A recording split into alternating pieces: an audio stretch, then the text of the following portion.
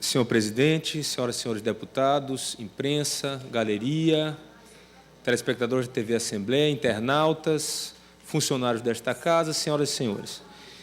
Subo hoje a esta tribuna para relatar a série de viagens que venho fazendo pelo interior do Maranhão e uma questão especial me chamou a atenção, que é a questão da educação em nosso Estado. Já venho defendendo os professores e professoras do Estado do Maranhão aqui sistematicamente, mas tenho visto na pele como estão sendo tratados não apenas os professores e professoras, mas também os alunos. Todos nós sabemos que está se aproximando as provas do Enem. E, nesse momento crítico para os alunos do Estado do Maranhão, os professores, o governador,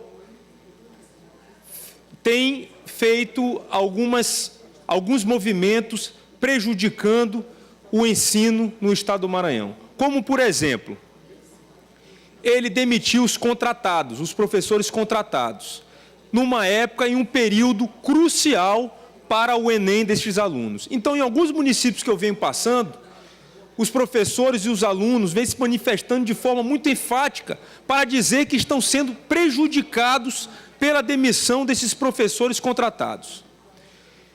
O governador, por outro lado, diz que vai fazer o seletivo que só serve mesmo para colocar os seus apadrinhados políticos. Por que o governador não faz, de fato, o concurso público? O concurso público é o concurso natural das coisas.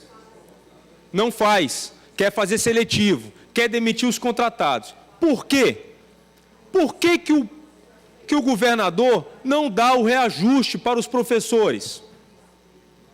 Essas questões são muito simples de serem respondidas, porque o governador vive de falsas promessas e vive de falsa propaganda. É o que ele sabe fazer. O governador é um exímio propagandista e marqueteiro. Ele sabe fazer propaganda, ele sabe usar bem as mídias sociais e ele pinta ali um mundo que não é o mundo que vivemos. Porque eu tenho andado todo o Maranhão, eu tenho visto que esse mundo que ele pinta na televisão, que ele pinta nas mídias sociais, no seu Twitter, não é o mundo em que vivemos. O mundo em que vivemos realmente é um mundo de greve, é um mundo de reclamações, é um mundo em que os alunos não estão tendo aula e não estão conseguindo se preparar para o Enem. Aí o governador culpa os professores e as professoras do Estado do Maranhão e vai além. Culpa a família e o Grupo Sarney. Ora, governador, pelo amor de Deus. Governador, eu acho que ele faz marketing, faz mídia para quem está fora do Maranhão.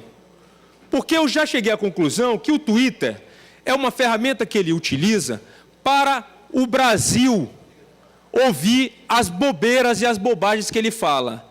A turma do PCdoB, a turma da esquerda brasileira, ele utiliza o Twitter, porque não faz no mínimo sentido para nós maranhenses colocar a culpa na greve dos professores, da Operação Tartaruga, no Grupo Sarney e na família Sarney. Até porque o governador Flávio Dino sabe muito bem que o maior problema que ele tem hoje politicamente no Estado do Maranhão não é a família Sarney, e sim um grupo que está se preparando, está se fortalecendo e que vai chegar forte nas eleições de 2018.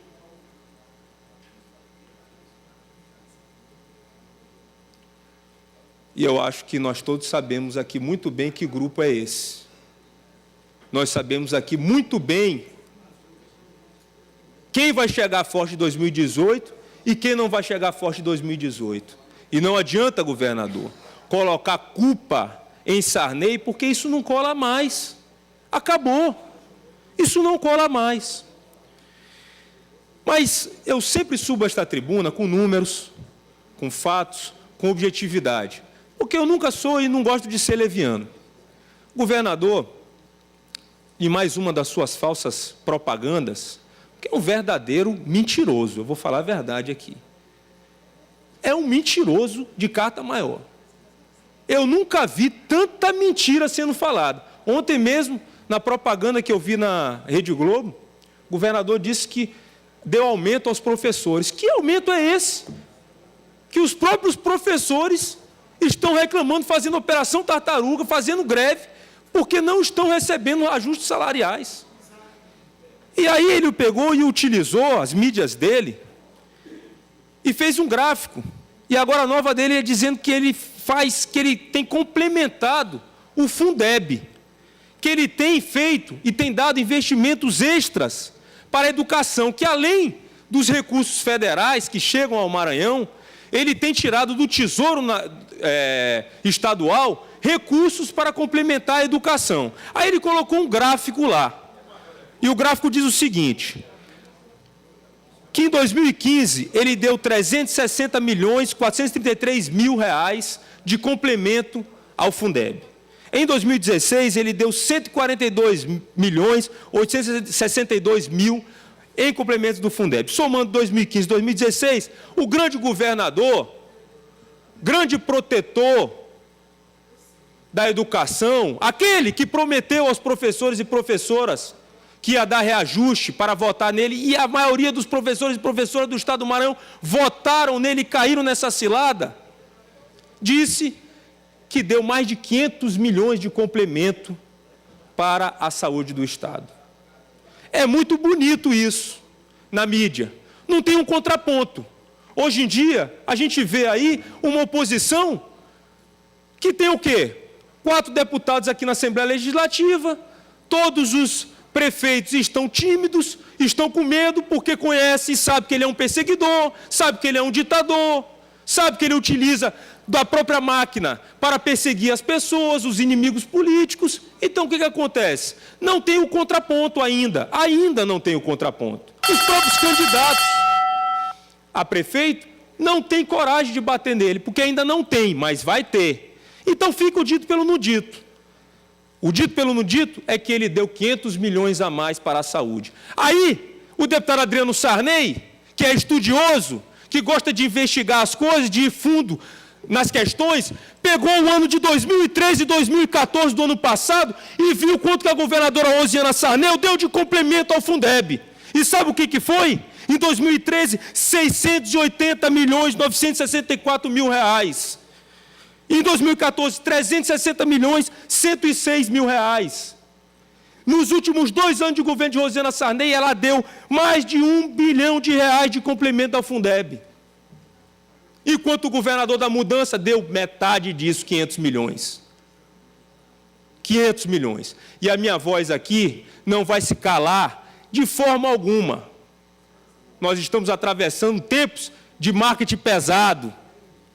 Tempos que estão querendo estuprar a população com mentiras, manipulando as massas com mentiras. Esse asfalto aí, que está sendo colocado pelo governo do Estado para eleger Holandinha, prefeito dessa cidade, é um asfalto sorrisal. Já é a segunda camada que estão colocando nos bairros, porque a primeira já foi embora lá atrás, quando eu subi a esta tribuna e disse que o asfalto era sorrisal. E vieram me dizer, não, Adriano, esse asfalto não é sorrisal, esse asfalto é o asfalto isopor, porque até caminhão já caiu em cima dele.